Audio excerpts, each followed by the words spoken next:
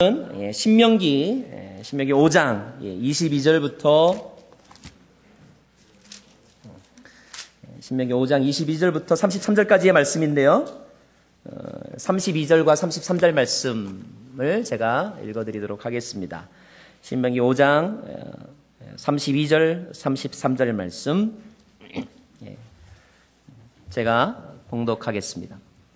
그러니 너희는 너희 하나님 여호와께서 너희에게 명하신 대로 삼가 지키라. 오른쪽이나 왼쪽으로 치우치지 말라.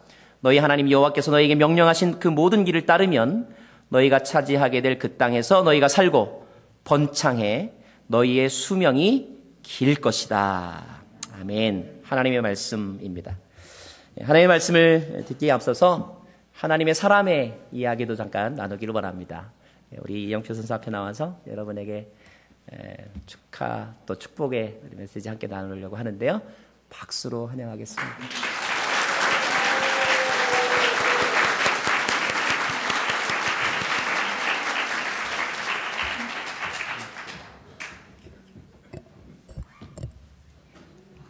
감사합니다.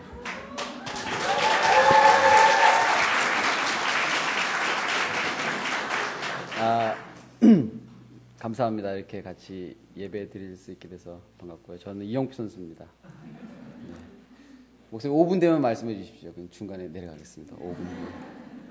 5분 제가 5분 동안 갑자기 아까 목사님께서 짧게 간증에 대해서 말씀하셔서 두 번째예요. 처음에 제가 갑자기 이렇게 원래 보통 간증을 제가 자주 하진 않지만 가끔 1년에 한 2번, 3번 정도 하게 되면 보통 2, 3일 정도 준비하거든요.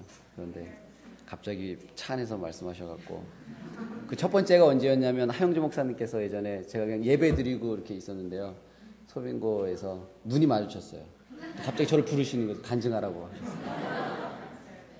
그때 이후에 두 번째로 제가 여기 앞에 앉아 있으면서 5분 동안 어떤 이야기를 나눌까라는 고민을 잠깐 했었는데요. 시간이 없으니까 제가 바로 간증을 하도록 하겠습니다. 제가 예전에 안양 LG라는 K리그 팀에 있을 때 이란으로 아시아 챔피언스리그 경기를 하러 간 적이 있었어요. 그때 제가 이제 하나님을 믿고 나서 한 6개월밖에 되지 않았을 때라서 그때 당시에 저는 만나는 사람마다 이제 하나님 얘기를 하기 시작했어요. 너무나 제가 놀라운 사건이었기 때문에 만나는 사람마다 이제 하나님 이야기를 하고 시작했어요. 그날도 제가 이제 우리 그 호텔에서 저희가 선수들이 이제 묵으면서 치료실에서 제가 치료를 받고 있었는데 치료실에서 치료를 받고 있는데 치료하는 형이 저한테 하나님에 대해서 이제 좀 물어보는 거예요. 너 요즘에 교회 다닌다는데 이렇게 시작된 얘기가 제가 그때 당시에 잘 알지는 못했지만 하나님을 막 얘기하고 있었어요. 그때 이제 선배 형들 그때 제가 제일 막내였기 때문에 팀에 선배 형들이 들어와서 제가 하나님 얘기를 하면서 보면 하나님 이야기를 하는 걸 보면서 저한테 이렇게 얘기하는 거예요. 너 또 하나님 얘기 하냐고. 너 맨날 너 볼 때마다 넌 요즘에 지금 하나님 얘기한다. 너가 그렇게 교회 다니고 열심히 믿으면 너만 열심히 믿지 왜 남들한테까지 이렇게 하나님 얘기하냐. 그러면서 막 저한테 뭐라 그러는 거예요. 하나님 얘기하지 말라고. 그때 제가 그 얘기를 듣고 그냥 웃어 넘겼지만 치료가 끝나고 제 호텔 방으로 돌아오는 복도 안에서 제가 생각했어요.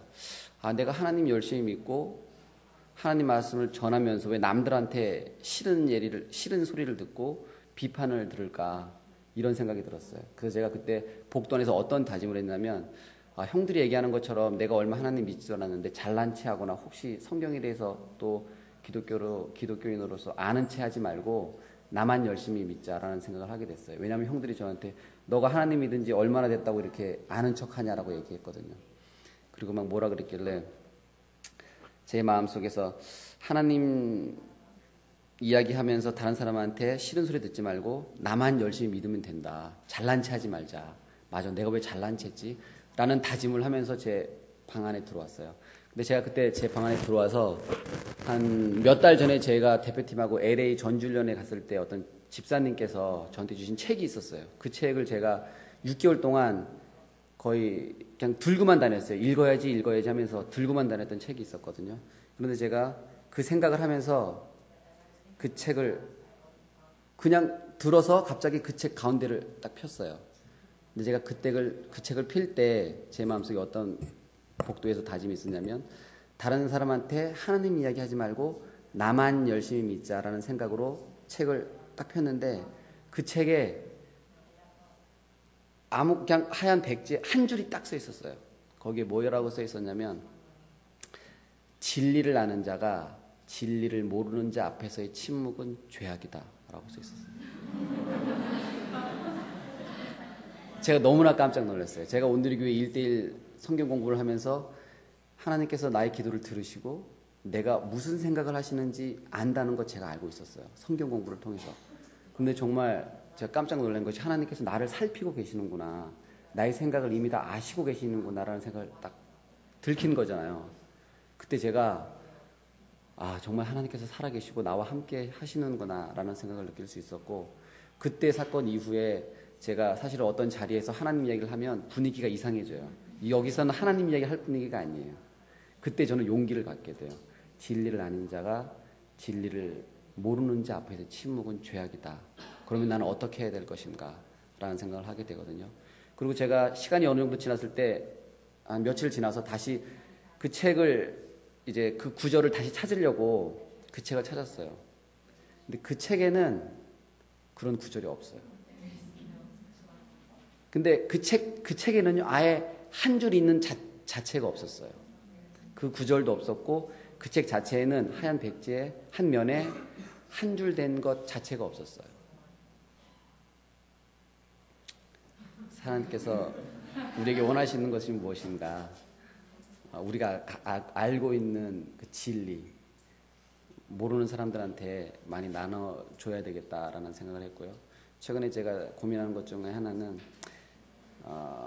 세대가 점점점 선과 악을 구별해가지 못하는 걸 보면서 심지어 교회 안에서도 무엇이 선이고 무엇이 악인지 구분해가지 못하는 걸 보면서 제가 어떤 마음이 들었냐면 예전에 10명 중에 한두 명이 죄를 지었을 때는 그것은 명백한 죄였어요.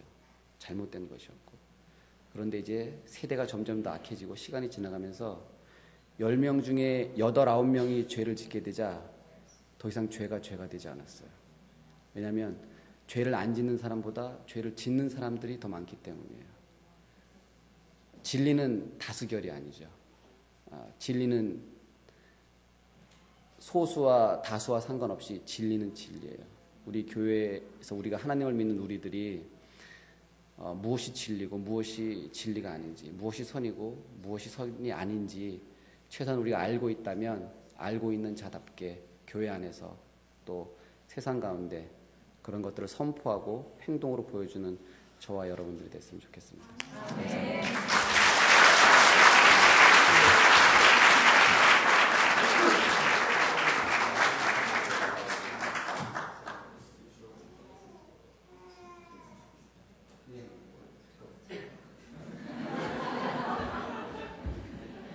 새벽 예배 끝나고요? 네. 네. 괜찮아요? 5분 더요? 5분? 네. 이제 지금 제가 이 사건 이후에 제가 이제 월드컵이 끝났어요. 물론 월드컵 때에도 제가 뭐 부상당하고 또 하나님께 저에게 말씀해 주시고 또 거기서 제가 느낀 거 있지만 그걸 이제 건너뛰어서 월드컵이 끝났을 때 제 마음속에는 유럽에서 축구를 하고 싶은 생각이 너무나 강했어요. 그런데 제 능력을 제가 봤을 때 저는 유럽에서 뛸 수 있는 실력을 갖고 있는 선수는 아니었어요. 왜냐하면 체격적으로도 그렇고 능력도 그렇고 또 그때 당시에는 대부분 유럽에서 선수 생활하는 선수는 공격수를 대부분 선호했지 수비수가 그리고 저 같은 이런 말도 안 되는 작은 체구의 선수가 유럽에서 뛴다는 것 자체는 말이 안 됐던 시절이었어요. 근데 저는 너무나 그때 유럽에서 뛰고 싶은 마음이 강해서 제가 월드컵이 끝난 이후에 한 6개월 정도 매일같이 새벽 기도를 했어요. 새벽에 가서 하나님께 하나님 저는 능력이 되지 않지만 제가 꼭 유럽에서 경기를 뛰고 싶다고 그렇게 새벽 기도를 했어요. 그렇게 제가 새벽 기도를 하고 2002년 11월 24일 날 제가 온누리교회에서 예배를 드리는데 보통 우리가 새벽 기도를 드리고 예배를 하지만 새벽 기도 내용이 하루 사는 내내 생각나진 않잖아요. 간절함으로 아침에 새벽 기도하고 또 생활 오면 이제 우리 일상적인 생활을 하는데 예배 중에 이렇게 이제 예배 직전에 이렇게 오늘의 교회에서 찬양을 드리는데 갑자기 하나님께서 제 마음속에 뭐라고 말씀하셨냐면 저는 그냥 찬양해서 다른 생각하고 있는 것이 아니라 그냥 찬양을 하고 있는데 갑자기 제 마음속에서 가슴이 갑자기 뜨거워지면서 제 마음속에서 내가 너를 유럽에 보내주겠다라고 말씀하셨어요. 물론 그때 가슴이 뜨거워지고 눈물이 났죠. 근데 뭐 그 음성을 또 어떻게 들었냐 이렇게는 묻지 마세요. 저도 귀로 들었냐 뭐 이런 거 묻지 마세요. 저도 어떻게 들었는지 모르겠어요. 하여튼 그것이 너무나 갑자기 예배를 드리고 찬양을 하는데 갑자기 제 마음속에서 어떤 한 음성이 들렸는데 내가 너를 유럽에 보내주겠다였어요. 그리고 제가 그것이 하나님 음성이라고 저는 당연히 느꼈죠. 그리고 제가 예배가 끝난 다음에 바로 성경에다가 제가 적었어요. 2002년 11월 24일 하나님께서 나를 유럽에 보내주시겠다고 약속하셨다. 왜냐하면 또 하나님께서 마음이 바뀔 수도 있잖아요. 그래서 제가 증거를 적었어요. 근데 그때 당시까지만 해도 저한테 스카우트 제의를 한 팀도 아무 팀도 없었고 누구도 제 주위에 저희 부모님도 그렇고 저 주위에 누구도 제가 유럽에 갈 거라고 생각하는 사람 아무도 없었어요. 저는 그냥 저 혼자만 계속 새벽 기도를 하고 있었어요. 그런 기도 제목을 가지고. 그 응답을 받고 나서 정확하게 2주 후에 히딩크 감독님이 한국에 오셨다가 갑자기 저를 불렀어요. 그래서 저에게 내가 너를 스카우트 하겠다고 말씀하셨고 4주 후에 제가 PSV에 입단했어요.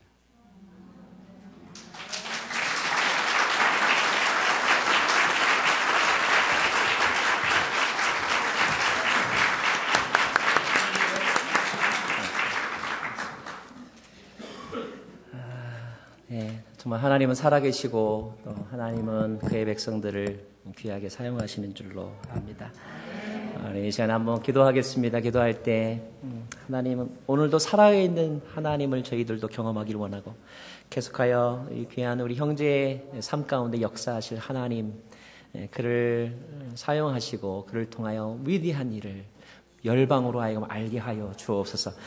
그의 몸동작을 지켜주시고 그의 안전을 지켜주시고 그의 테크닉을 지켜주시고 무엇보다도 그의 영성을 지켜주십시오. 모든 경기 때마다 그가 하나님의 앰버서더로서 위대한 하나님의 광고 모델로서 하나님을 드러내는 삶을 살게 하여 주십시오. 함께 이 시간 축복하며 기도하겠습니다. 하나님 아버지 감사를 드립니다. 오늘 저희로 하여금 주님의 일을 하게 하시고 하나님의 위대한 일을 하게 하시는 것을 감사를 드립니다. 이 시간에 주의 음성을 듣습니다. 늘 주님과 동행하는 저희들의 삶이 될 수 있도록 주님 은총을 베풀어 주시옵소서. 주의 선하심과 위대하심으로 함께하여 주옵소서. 아브라함과 이삭의 하나님, 야곱의 하나님, 예수 그리스도의 하나님, 또 이영표 선수의 하나님, 나의 하나님, 지금도 살아계셔서 말씀하시고 역사하시고 세밀하게 우리를 인도하시는 하나님, 사람을 찾으시고 그 사람을 통하여 주님의 나라를 열방 가운데 펼쳐가기를 원하시는 아버지 하나님, 주님을 경배하며 찬양합니다. 오늘 이 시간에 저희들이 주의 말씀을 듣습니다. 주의 말씀 앞에 그리고 주의 말씀으로 인한 놀라운 기적이 계속되는 이 시간 되게 하옵소서. 예수님 이름으로 기도합니다. 아멘. 성공하는 사람은 성공의 이유가 있는 것 같아요. 사랑받는 사람은 사랑받는 이유가 있죠. 그래서 사람들은 그 비밀을 알고 싶어 합니다. 왜냐하면 나도 성공하고 싶으니까. 왜냐하면 나도 사랑받고 싶으니까. 그래서 서점에 가면 언제나 자기 경영 개발서 코너는 베스트셀러로 채워져 있죠. 여러분은 어떤 사람을 본받고 싶고 어떤 사람처럼 살고 싶으십니까? 성경에 나오는 모세라고 하는 사람은 여러분에게 어떤 메리트를 줄까요? 모세는 이스라엘 사람들에게서 참으로 위대한 사람입니다. 역사적으로나 정치적으로는 두말할 필요가 없죠. 왜냐하면 자기 나라 영토 없이 노예 같은 삶을 400년 동안이나 살던 그 민족에게 이대로 살아서는 안 된다고 하는 민족의식을 깨우쳐 주었던 사람, 그리고 우리도 우리의 나라를 가질 수 있다는 소망과 비전을 심어주었던 사람, 그것을 말로만이 아니라 직접 함께 그들과 동고동락하면서 그 사람들을 그 억압의 땅에서 이끌어내었던, 말하자면 국부와 같은 사람, 한 나라의 아버지와 같은 사람, 그가 바로 모세이기 때문에 그렇습니다. 영적으로도 모세는 모든 신앙인들에게 정말로 부럽고 그리고 본받고 싶은 사람이죠. 왜냐하면 그는 하나님에게 직접 두 돌판을 직접 받은 사람이기 때문에 그렇습니다. 22절 말씀 저와 여러분 같이 한번 보기를 원합니다. 22절입니다. 시작. 이는 여호와께서 큰 소리로 산에서 불과 구름과 짙은 어둠 가운데서 너희 온 회중에게 선포하신 명령이며 더 이상 어떤 것도 덧붙이지 않으셨다. 그리고 그 두 돌판에 그것들을 기록해서 누구에게? 내게 주셨다 하는 것입니다. 많은 졸업생이 있지만 그중에 졸업자 대표가 되어서 총장으로부터 아니면 대통령으로부터 직접 상을 받는다는 거 너무너무 영광스러운 일이잖아요. 그죠? 월드컵 트로피를 다 만져볼 수 있겠지만 특별히 시상대에 올라가서 그 트로피를 들고 사진을 찍을 수 있다는 거 영광 중에 영광이죠. 모세는 그런 사람이었다는 거야. 하나님께서 직접 만들어주신 핸드메이드, 하나님의 갓메이드, 하나님께서 만드신 그 두 돌판을 직접 받았던 그런 경험을 가졌던 사람. 우리가 지난주에 몇 주간에 걸쳐서 우리가 10계명에 대해서 배웠는데 한번 우리 복습해봤으면 좋겠습니다. 첫 번째 계명은 나 외에 다른 신을 두지 말라. 두 번째는 나를 위하여 우상을 만들지 말라. 세 번째는 여호와 이름을 망령되이 일컫지 말라. 네 번째는 안식일을 기억하여 거룩히 지키라. 다섯 번째 내 부모를 공경하라. 여섯 번째 살인하지 말라. 일곱 번째 간음하지 말라. 여덟 번째 도적질하지 말라. 아홉 번째 거짓 증거하지 마라. 열 번째 내 이웃의 것을 탐내지 말라. 자, 그런데 그가 하나님으로부터 직접 십계명을 받았다는 것보다 또 다른 영적인 의미 있는 사건이 있습니다. 그것이 무엇이냐? 그것은 그가 하나님의 얼굴을 보고도 죽지 않고 살아남았다는 거예요. 이것은 우리에게 별로 이렇게 감동이 덜할 수 있습니다. 하나님의 얼굴을 보고 죽지 않고 살아있다. 그거 당연한 거 아닌가? 그러나 여러분, 이 시대에, 이 창세기 시대에, 그리고 이 출애굽의 시대에 하나님의 얼굴을 보고도, 적어도 신의 형상을 보고도 살아남는다는 것은 그렇게 흔한 일이 아니었어요. 기적 중에 기적이었습니다. 창세기를 보아도 많은 믿음의 인물들이 나오죠. 아브라함이 나오고 이삭이 나오고 야곱이 나옵니다. 그런데 여러분, 그 아브라함과 이삭과 야곱이 하나님과 교제한 사건들을 가만히 보면 성경에 이렇게는 기록되어 있어요. 아브라함에게 하나님이 이르시되, 그러면 하나님께서 그 음성을 들었다 이것입니다. 아니면 적어도 하나님의 사람들, 천사나 아니면 하나님의 대리인들이 아브라함에게 오면 아브라함이 그를 알지 못하는 사이에 잘 대접해서 나중에 알고 봤더니 하나님의 사람을 대접했다는 칭찬을 들었던 것. 이 정도예요. 이 정도. 성경에서 처음으로 하나님을 직접 페이스 투 페이스 얼굴을 마주 대하여 교제했다라고 기록된 사람은 모세가 처음입니다. 창세기의 아브라함도 이삭도 야곱에게도 그런 사건은 기록되지 않아요. 하나님을 직접 대면하여 만난 사람. 그럼에도 불구하고 살아남은 사람. 그가 바로 모세라는 거예요. 당시에 사는 사람들은 이 사건이 너무너무 놀라웠어요. 그래서 24절 말씀 같이 한번 볼까요? 24절입니다. 시작. 그리고 너희가 말했다. 여기서 너희는 이스라엘 회중들이 모세에게 한 이야기를 말합니다. 자, 시작. 우리 하나님 여호와께서 그분의 영광과 위엄을 우리에게 보여주셨고 불 가운데서 나오는 그분의 음성을 우리가 들었습니다. 우리는 오늘 하나님이 말씀하시는 소리를 듣고도 사람이 살 수 있음을 보게 된 것입니다. 예, 하나님의 음성을 듣고도 살아있는 사람을 지금 여기서 모세를 통하여 보았다는 거예요. 26절 말씀 시작. 육체를 가진 사람 가운데 살아계신 하나님이 불 속에서 말씀하시는 음성을 듣고도 이렇게 살아남은 사람이 누가 있습니까? 예, 음성을 듣고도 살아남을 수가 없고 얼굴을 보고는 더더욱이나 살 수 없는 그 사건이 바로 신의 체험인데 모세는 그 하나님을 직접 보고 그럼에도 불구하고 지금 이렇게 살아있더라는 것입니다. 왜 당시의 사람들은 하나님을 보면, 물론 여러분 여기서 이 사람들이 이야기하는 하나님이 성경 전체가 기록하는 온전한 하나님의 모습이라고 생각하지는 마십시오. 무신론자도요, 가다가 넘어지면 아이쿠 하나님하고 하나님을 찾죠. 그러나 그들이 찾는 하나님과 우리가 성경을 통하여 배우는 하나님은 차이가 있죠. 차이가 있습니다. 자, 그 사람들이 가지고 있던 하나님에 대한 생각, 다시 말하는 신관은 어디서 영향을 받았을까? 여러분, 이들이 모세를 따라 출애굽하기 이전에 그들은 이집트에서 살았죠. 이집트에 살면서 그들의 신관, 그들의 문화의 그 관념은 모두 어디로부터 영향을 받았냐면 이집트 사람들의 삶과 이집트 사람들의 종교에서 영향을 받았습니다. 그러면 그 당시에 이집트 사람들이 가지고 있던 신에 대한 생각은 무엇이냐? 그들이 경험한 신은 너무너무 무서운 존재, 만나면 죽는 존재. 그것이 그 시대에 그 문화의 사람들이 겪어봤던 신에 대한 이미지였어요.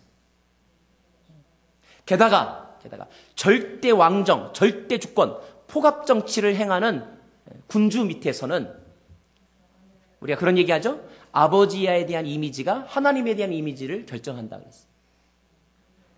무서운 아버지, 무서운 왕, 무서운 상사 밑에서 산 사람, 무서운 신을 섬기면서 사는 그 민족 가운데 이스라엘은 함께 지내왔던 것입니다. 때문에 그 이스라엘 사람들이 이제 그 이집트에서 엑소더스하여 모세를 통하여 하나님을 경험하지만 그들의 머릿속에 있는 하나님은 어떤 분이냐? 예전에 이집트 사람들이 섬기던 신과 오버랩되는 신. 그렇기 때문에 그 하나님을 보았다면 죽을 수밖에 없다는 거죠. 하나님의 음성을 들어도 죽을 수밖에 없는 거예요.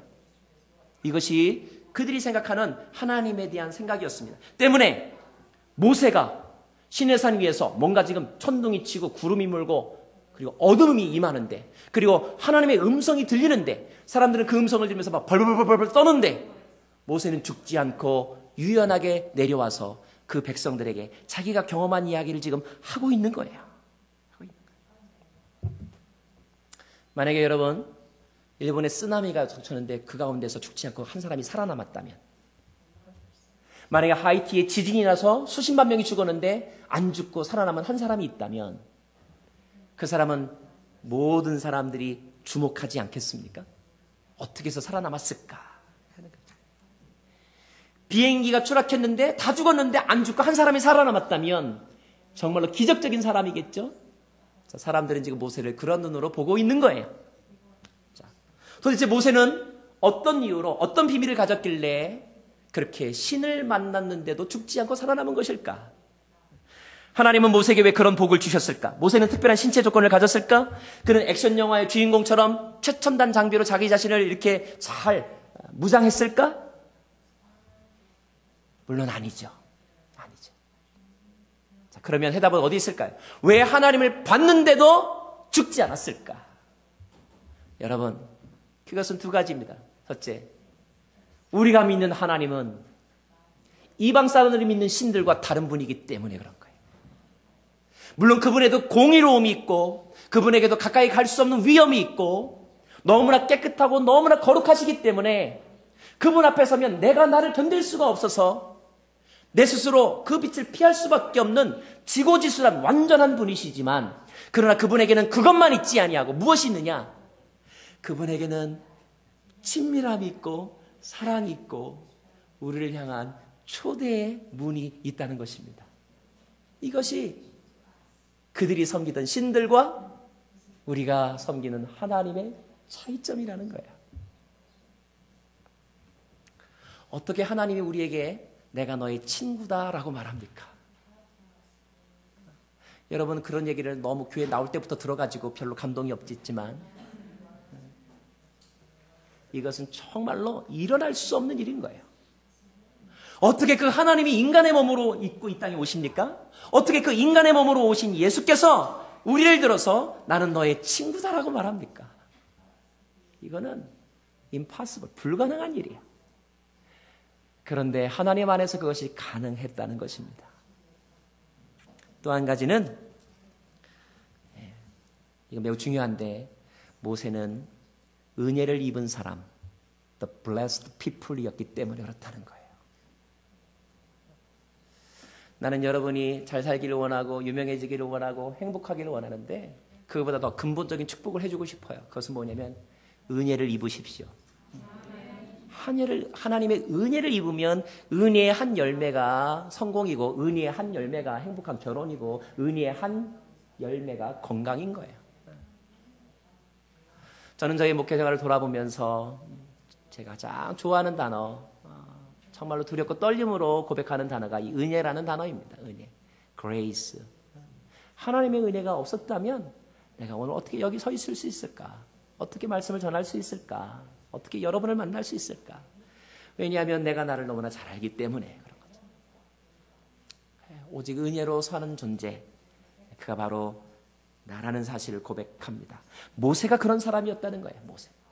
모세 위대함은 어디냐? 그가 다른 사람들보다 먼저 하나님의 은혜를 입은 사람이었다. 저 앞에 연못이 있습니다. 연못에 빠졌습니다. 어떻게 나올까요? 걸어서 나오거나 헤엄치면 나올 수 있겠죠. 그러나 여러분, 태평양 한가운데 빠졌다고 생각해 보세요. 태평양 한가운데 빠지면 조오련 선수도 헤어나올 수가 없고 펠프스도 헤엄쳐 나올 수가 없는 거예요. 자기 힘으로 나올 수가 없는 거죠. 그것은 하늘로부터 내려오는 밧줄을 잡을 때만이 건져냄을 입을 수 있는 것. 이것이 바로 은혜라는 것인데, 하나님을 만나면 다 죽을 수밖에 없지만 그런 상황 속에서도 모세에게 하나님의 특별한 은혜가 임하여서 그가 죽지 않고 살아남았다는 것. 우리의 관심은 이것입니다. 그러면 나에게는 어떤 은혜가 있을까? 여러분은 어떤 은혜를 입었다고 생각하십니까? 저는 여러분이 지금 이 자리에 있는 것 자체가 가장 큰 은혜라고 확신합니다. 어떻게 여러분 하나님 앞에서 지금 이렇게 눈 시퍼렇게 부릅뜨고 살아계십니까? 어떻게 이렇게 뻔뻔하게 서 있습니까? 그분 앞에서 은혜입니다. 사망에서 생명으로 옮겨진 것이 은혜입니다. 거듭난 것이 은혜입니다. 오늘도 우리 하나님의 말씀을 들을 수 있는 기회가 주어졌다는 것이 은혜이죠.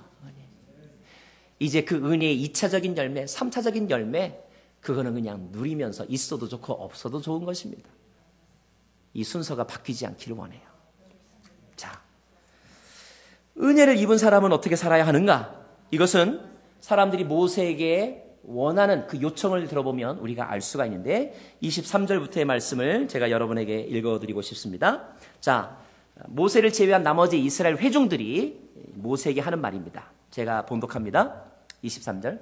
너희가 어둠 속에서 나오는 그 음성을 들었을 때 산에는 불이 붙었는데 너희 지파의 모든 지도자들과 너희 장로들이 내게로 나왔다. 24절 시작. 그리고 너희가 말했다. 우리 하나님 여호와께서 그분의 영광과 위엄을 우리에게 보여주셨고 불 가운데서 나오는 그분의 음성을 우리가 들었습니다. 우리는 오늘 하나님이 말씀하시는 소리를 듣고도 사람이 살 수 있음을 보게 된 것입니다. 그러나 이제 우리가 왜 죽어야 합니까? 우리 하나님 여호와의 음성을 더 들었다가는 그 큰 불이 우리를 살라버려 우리가 죽게 될 것입니다. 이 말이 무슨 말입니까? 당신은 그렇게 들어서 살아났지만 우리는 자신이 없습니다. 나는 그 음성을 들으면 나는 죽을 것 같습니다. 여러분, 예수님을 만났던 베드로가 물고기를 많이 잡은 다음에 한 말이 무엇입니까? 주여 나는 죄인입니다. 나를 떠나소서라고 말하죠. 하나님을 만나면 자기 자신을 발견하게 되고 자기 자신을 발견하게 되면 내가 더 이상 그 자리에 있을 수 없는 존재라는 것을 그의 입술로 고백하더라는 거예요. 가티하는 어린 나이에 그 순진무구한 웃는 미소를 보면 여러분 이쁘다는 생각이 들다가 그 다음에 무슨 생각이 듭니까? 내가 너의 얼굴을 바라보는 것이 죄이구나 하는 생각이 들죠. 나는 차마 그 앞에 설 수 없는 그런 연약함과 더러움이 눈에 뜨이는 것입니다. 그들이 지금 이렇게 말하고 있는 거예요. 당신은 살아남았지만 우리는 자신이 없습니다.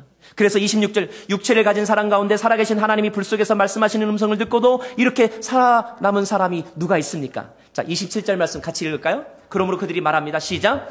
그러니 당신이 가까이 나아가 우리 하나님 여호와께서 말씀하시는 모든 것을 듣고 우리 하나님 여호와께서 당신에게 말씀하시는 것을 모두 우리에게 전해주십시오. 우리가 듣고 순종하겠습니다. 그들의 요청은 무엇이냐면 우리는 감히 하나님 앞에 갈 수가 없으니까 당신이 하나님 앞에 가서 당신은 은혜를 입은 특별한 사람이니까 당신이 하나님 앞에 하나님의 음성을 듣고 하나님 말씀하신 것을 우리에게 전달해 주십시오. 가운데 서서 다리를 좀 놔주십시오. 이런 말입니다. 좀 어려운 말로 하면 이것을 중보자라고 말하고요. 쉬운 말로 하면 통로가 되어달라 이런 말이에요. 다리가 되어달라 이런 말입니다.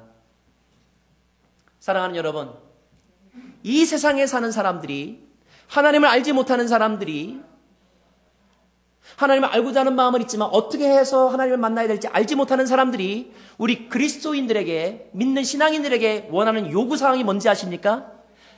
그것은 성경은 너무 어려우니까 당신이 좀 배워서 쉬운 말로 가르쳐달라. 나는 영적인 세계에 대해서 잘 모르니까 당신이 경험한 영적인 세계를 나한테 좀 알아듣게 설명해달라. 나는 영적인 세계가 있다는 걸 알기는 알지만 나는 아직 내가 너무 하고 싶은 게 많고 내가 끊지 못한 게 너무 많아서 감이 못 가니까 당신이 좀 알아서 좀 이렇게 걸러서 좀 나한테 이야기해달라. 이 세상은 우리에게 그것을 요구하고 있는 거야. 그것을 정중하게 요구하는 사람은 저에게 좀 말씀 좀 가르쳐 주세요 라고 요구하는 것이고, 그것을 그렇게 표현하지 못하는 사람은, 거칠게 표현하는 사람은 이렇게 말하는 거죠. 기독교의 나쁜 놈들.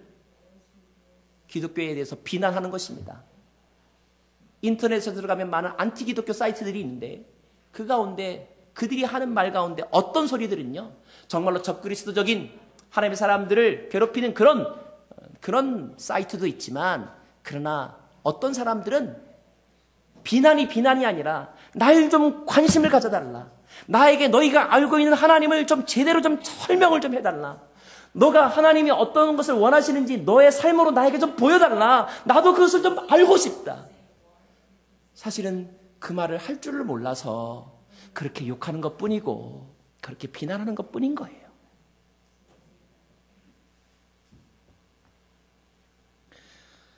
사랑하는 여러분, 모세가 중보자로 세움받은 것처럼 하나님과 우리 사이에 중보자가 되신 분이 바로 예수 그리스도이시죠. 우린 그 예수 그리스도를 통하여 하나님의 세계를 알게 된 것입니다. 중보자가 되는 것은 백성들의 요구이기도 하지만 하나님도 기뻐하시는 생각입니다. 자, 28절 말씀 한번 보실까요? 28절 말씀. 28절, 29절 말씀 같이 읽겠습니다. 시작. 내가 이 백성들이 내게 하는 말을 들었다. 그들이 한 말이 옳다. 오, 이렇듯 그들 마음이 나를 경외하고 내 모든 계명을 항상 지켜서 그들과 자손들이 영원히 잘 될 수만 있다면 얼마나 좋을까. 하나님은 이런 요구를 시끄럽다고 생각하지 아니하시고, 너 어떻게 말을 그렇게 거칠게 해, 이렇게 보지 않으시고, 그래, 그 마음이 나를 경외하는 마음이고 나를 알고 싶어하는 마음인데 그 마음 참 귀한 마음이다. 바란다면 그 마음을 순간이 아니라 항상 가지고 있고 그 마음대로 순종하면서 살면 참 잘 될 텐데 왜 이 세상에 사는 사람들은 그 비밀을 모를까? 이게 하나님의 안타까움인 거예요. 안타까움. 그래서 하나님은 모세와 같은 사람에게 이렇게 말씀하시는 거죠. 네가 계속 중보자가 되어줘야 되겠다. 너가 나의 심부름꾼이 되어줘서 그들의 영적인 필요를 채워주고 내가 그들에게 하고 싶어하는 말과 내가 그들에게 베풀고 싶은 은혜의 통로가 되어줬으면 좋겠다. 이것이 하나님의 마음이라는 거예요. 하나님의 마음. 특별히 오늘 이 29절 말씀에서 가장 중요한 단어 하나를 꼽으라고 한다면 저는 경외라는 단어를 꼽고 싶어요. 경외.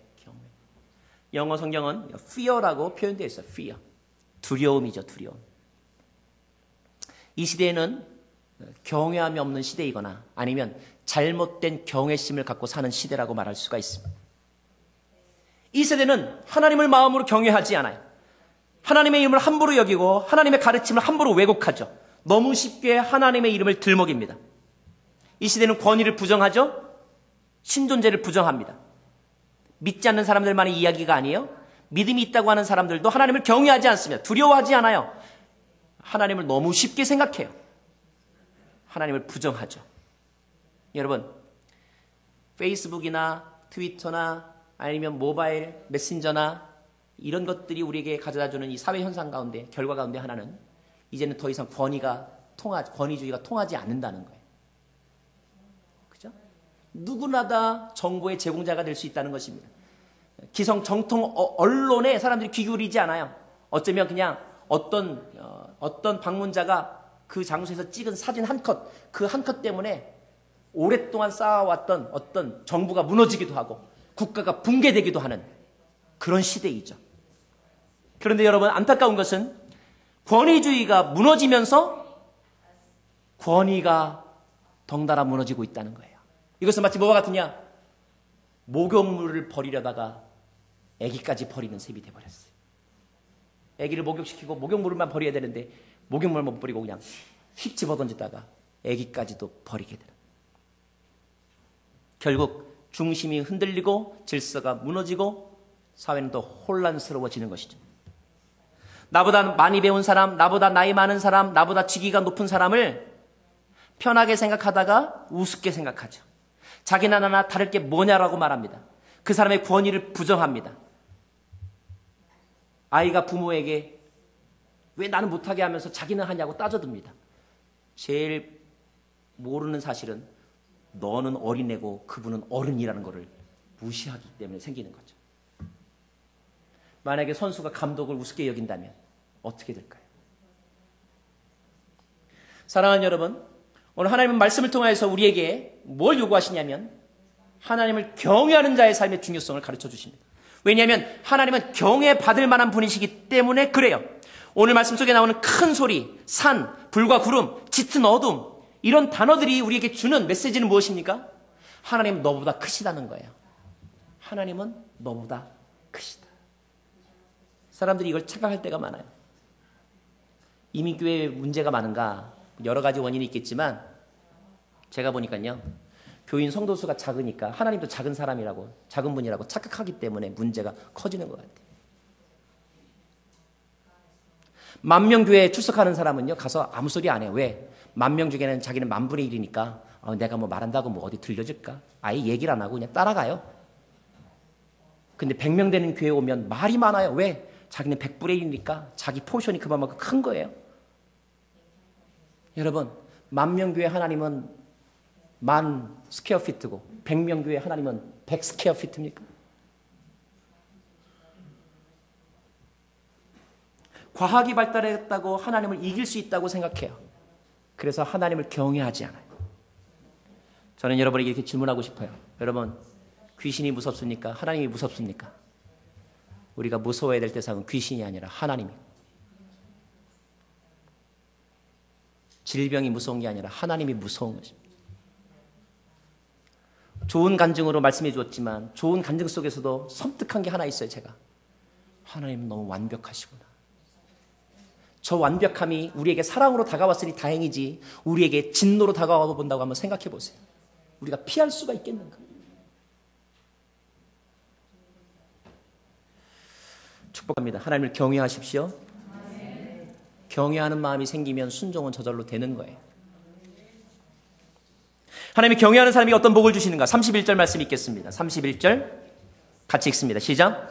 그러나 너는 여기 나와 함께 머물러 있어라. 내가 모든 명령과 규례와 법도를 내게 줄 것이다. 그러면 너는 그들에게 그것들을 가르쳐 내가 그들에게 주어 차지하게 할 그 땅에서 그대로 따르게 하여라. 예. 모세와 같이 은혜를 입은 자, 하나님을 경외하는 자에게 주신 복이 오늘 31절 말씀에서 저는 세 가지로 정리하고 싶은데, 첫째, 하나님과 함께 머무는 복을 주신다. 하나님과 동행하는 복을 주신다는 거죠. 공간적인 개념이기도 하지만 이것은 질적인 개념이죠. 다시 말하면 친하게 지내겠다 이런 뜻입니다. 시편 25편 14절 말씀에 이렇게 기록되어 있습니다. 여호와께서는 그분을 경외하는 사람들에게 친밀감을 가지고 그들에게 그 언약을 알려주십니다. 이방의 신과 하나님의 신의 가장 큰 차이점이 무엇인지 아십니까? 예, 물론 이방 신도 두려워해야 될 존재이고 하나님도 두려워해야 될 존재인데, 이방 신에 대한 두려움은 공포를 가져다 주지만 하나님에 대한 두려움은 우리에게 친밀감을 가져다 준다는 거예요. 이게 가장 큰 차이점입니다, 여러분. 하나님을 두려워하는데 그 두려움의 끝에 뭐가 있냐면 친밀함을 느끼게 하신다는 거예요. 하나님과의 친밀함.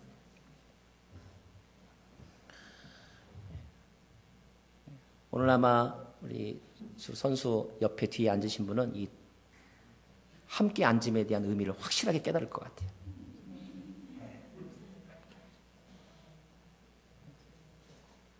특별히 오늘 통역하는 자매는요, 영어도 잘하고 한국말도 잘하니까 저렇게 옆에 앉은 거예요. 사랑하는 여러분, 우리가 은혜를 보면 하나님과 동행하고 동석하고 동거한다는 것입니다. 친밀함이 생긴다는 거예요. 우리가 하나님을 경외함으로 친밀함을 누리시되, 그러나 또 항상 선을 지키시기 바랍니다. 그러면서도 하나님을 경외하시기 바라요. 가끔 이런 경우가 있어요. 나이가 지긋하신 신사분이 젊은 청년들에게 말합니다. 어이, 내 친구라고, 너무 귀한 내 친구라고 말합니다. 이 말에 이 친구가 너무 들떴어요. 그래가지고 다른 사람한테 소개합니다. 이 아저씨 내 친구야. 아니죠.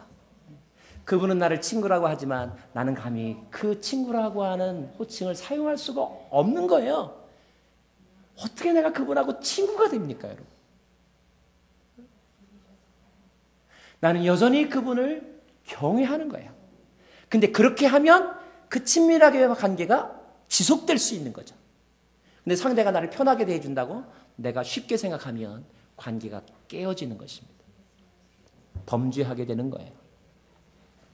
하나님을 경외함으로 하나님의 옆에 머무는 삶을 사시기를 바랍니다. 두 번째, 오늘 말씀 보면 내가 모든 명령과 규례와 법들을 너에게 줄 것이다 그랬어요. 다시 말하면 하나님의 비밀과 하나님의 뜻을 너에게 맡겨주겠다 이런 말입니다. 믿는 사람에게 맡겨주는 거죠.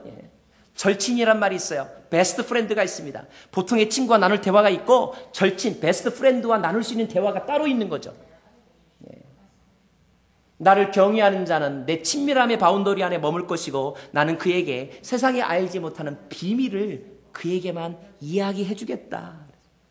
요한복음 15장 15절 말씀이 이르기를 나는 이제부터 너희를 종이라 부르지 않겠다. 종은 주인을 공포심으로만 대하는 거죠. 종은 주인의 일을 알지 못하지만 나는 너희에게 내 아버지께 들은 것을 모두 알려주었으니 친구라고 부르는 것이다 그랬어요.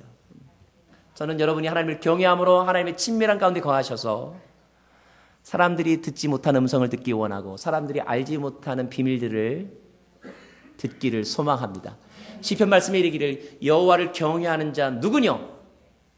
주께서 그에게 택할 길을 가르쳐 주시리로다 그랬어요. 택할 길. 택할 길이 뭐예요? 할 일을 가르쳐 주신다는 거예요. 내가 무엇을 해야 될지, 누구와 결혼해야 될지, 어떤 일을 해야 될지 모르고 막막할 때, 비전이 없어서 답답할 때, 그래서 상담받지만, 그래서 잡 어퍼처니티 기회에 어플라이 하지만, 그러나 오케이 사인이 오지 않을 때까지 너무너무 불안한 그 순간에 하나님께서 너 이거 해라고 우리의 할 일을, 직업을, 결혼 상대자를 가르쳐 주신다는 거예요. 누구에게? 여호와를 경외하는 사람에게. 경외하는 사람에게. 마지막으로 오늘 말씀 보면 그 경외하는 자에게 무엇을 주시냐면 그러면 나는 그들에게 그것을 가르쳐 내가 그들에게 주어 차지하게 할 그 땅에서 그대로 따르게 하여라. 다시 말하면 내가 너에게 가르쳐준 맡겨준 그 말씀으로 너는 사람들에게 가르쳐라. 그래서 그들이 그렇게 살게 하라. 다시 말하면 사명, 미션을 주신다는 것입니다. 미션.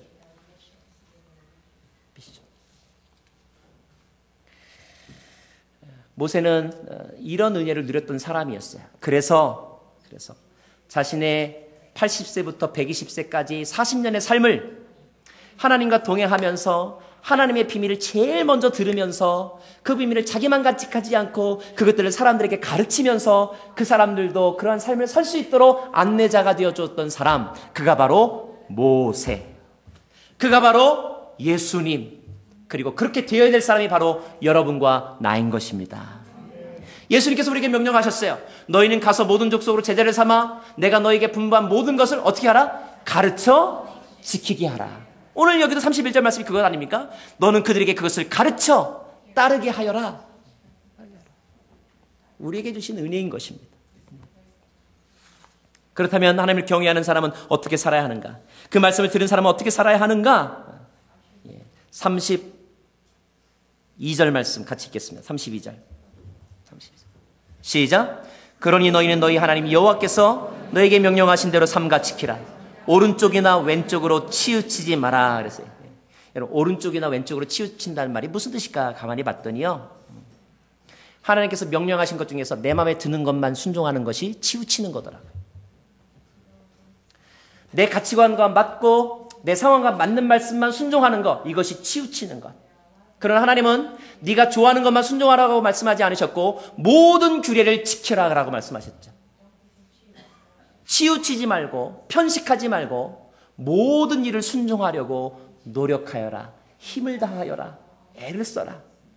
물론 네가 네 힘으로 다 할 수 없다는 거 내가 안다. 하지만 걱정하지 말아라. 네가 못하는 것은 내가 채워줄 것이다. 한번 트라이 해보아라. 이것이 하나님의 초대여 우리에게 주신 특권인 것입니다. 사랑하는 여러분, 치우침에서 벗어나서 중심을 되찾기를 바라고 전인적인 순종, 온전한 순종을 꿈꾸면서 그 순종의 삶으로 다시 한번 도전하기를 축복합니다. 마지막 그런 사람에게 어떤 은혜를 주시는가? 33절 말씀 읽겠습니다. 시작. 너희 하나님 여호와께서 너희에게 명령하신 그 모든 길을 따르면 너희가 차지하게 될 그 땅에서 너희가 살고 번창해 너희 수명이 길 것이다. 아멘. 1911년이면 지금으로부터 약 102년 전이죠. 5월 21일 날 얼마 되지 않았죠? 여러분 102번째 생일을 맞이하신 분의 이야기를 잠깐 해드리고 말씀을 마치려고 합니다. 그분은 목사님이세요. 한국교회가 존경하고 사랑하는 자랑하는 목사님이세요. 방지일 목사님 102세. 근데 지금도 말씀을 전하러 다니시는 분이세요. 몇 달 전에 포틀랜드에 오셔서 집회를 하셨어요. 그분이 100세 때 2년 전에 모든 자녀들이 다 미국에 살고 있는데 미국에 있는 모든 자녀들이 다 모였어요. 다 모여보니까 모인 자녀들 손주, 중손주 다 포함하니까 130명. 130명이 수련을 했어요. 홀리데이인 호텔에서. 130명 중에서 목사가 20명, 장로가 16명, 권사가 16명, 의사가 17명, 교수가 13명, 판사가 2명, 회계사가 3명. 그 102세 된 목사님을 수행하는 수행 비서가 한 분 계세요. 그 비서 되시는 분의 나이가 73세. 그분도 목사님이신데 방지일 원로 목사님 그 다음으로 영등포교회에서 원로 목사님 되신 분 김승옥 목사님. 그 교회도 참 너무 복받을 짓을 하는 교회인 것 같아요.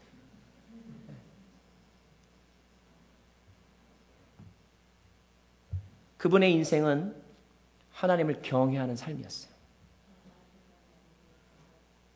중국에서 모든 선교사들이 쫓겨날 때 마지막으로 추방당하신 목사님.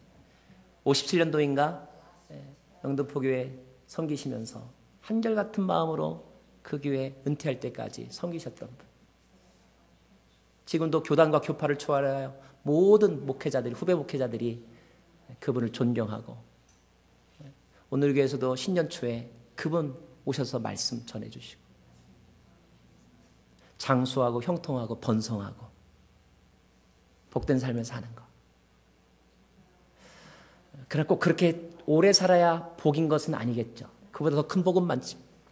말씀드리고자 하는 것은 하나님을 경외하며 그 말씀대로 살고자 할 때에 하나님은 우리를 은혜의 입은 자로 부르셔서 하나님 옆에 두게 하시고 비밀을 먼저 말씀하여 주시고 그 비밀을 모든 사람에게 전하게 하셔서 진리를 아는 자가 진리를 모르는 자에게 그것을 전하게 하셔서 하나님의 나라를 이루어 가시는 것.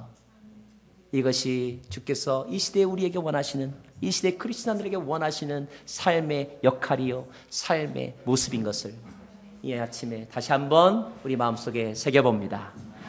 다시 한번 축복합니다. 경외하십시오. 기도하겠습니다. 기도할 때 함께 입을 모아 기도하겠습니다. 하나님, 나는 감히 하나님의 은혜 때문에 하나님 앞에 서면서도 죽지 않고 오히려 성소에 들어갈 담력을 얻어 참마음과 온전한 믿음으로 오늘도 예배를 드립니다. 주님, 나를 이렇게 은혜 베푸셔서 주님 가까이 두신 것은 나에게 주님의 비밀을, 그리고 그 비밀을 모든 사람에게 알게 하시기 위한 주님의 은혜요 배려요 명령인 것을, 주님 그렇게 살겠습니다. 주님을 두려워하며 주님 무서워하며 살겠습니다.